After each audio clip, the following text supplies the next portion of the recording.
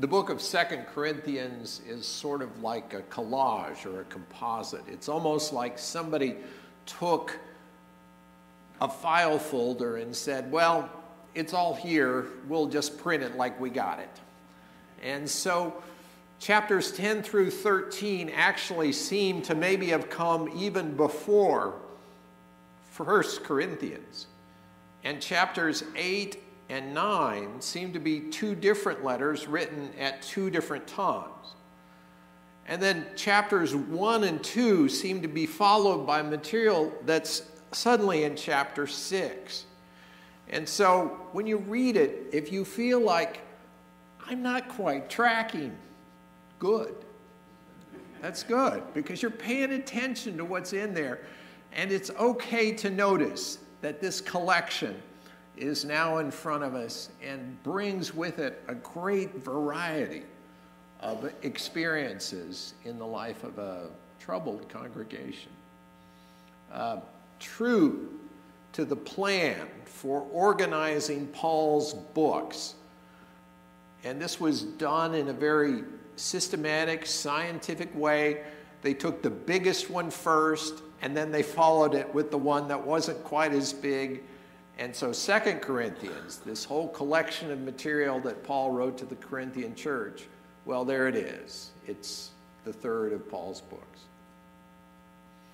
We are in a section that appears to be a real unity, in which Paul is talking about the nature of discipleship.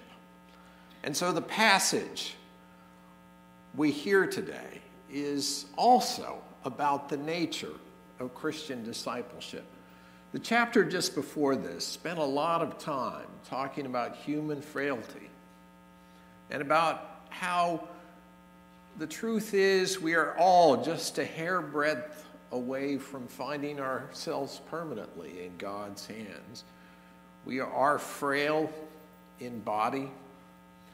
And then he talks about the way the world will attack and comes against those who sometimes stand up for the cause of the faith. And that's where we are in this section.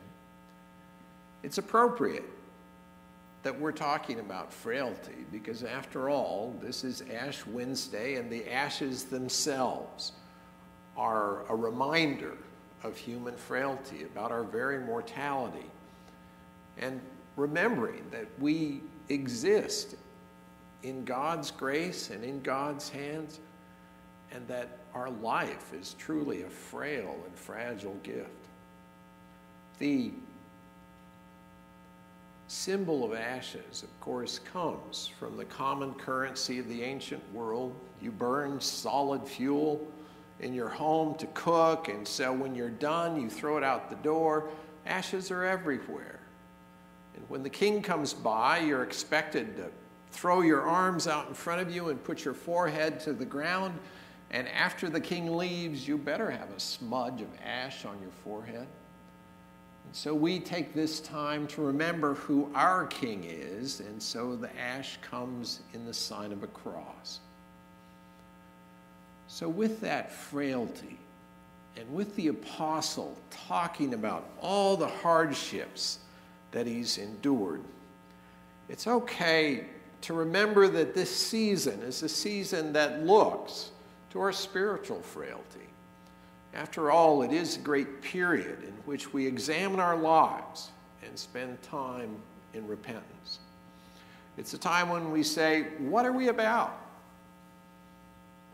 Are we the people that God has intended us to be? And the particular readings we have hold up the fact that sometimes those places where we feel most spiritual, well, those are the places where we fall short the very most. So in that Isaiah passage, there's a dialogue that goes on between God and the prophet and the people. And God says, you know, I would really appreciate a little less church and a little more faithfulness. So all this fasting that you do, is it really for me, or is it for a way for you to glorify yourselves? And then Jesus raises that same kind of painful question about our spiritual practice. Beware of practicing your piety before others. Well, it was seen as sort of a sign of faithfulness that you go into the temple court, you take your handful of coins. There are 13 different choices you can make of places to give your offering. You think it's bad that we got building fund, operating fund, and gifts and memorials. They had 13 choices.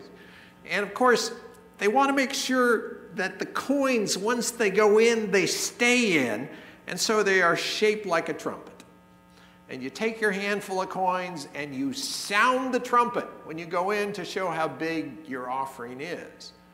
And that's why, of course, the widow's mite, that small copper coin that the widow drops in, well, it made no racket at all. But Jesus appreciated what a testimony to faith that was, because it represented so much of her own livelihood.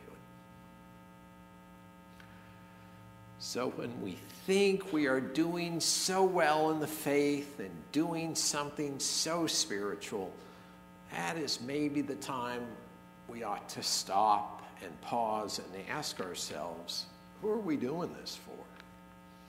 And remember that the things that God appreciates most are the things that show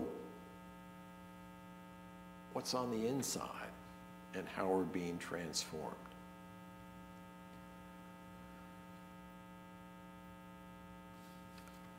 I often use a series of commentaries to prepare for sermons. They're called Feasting on the Word, and they have one column in there that's particularly sort of tips and tricks for the pastor that has to preach on this passage. And I thought this time,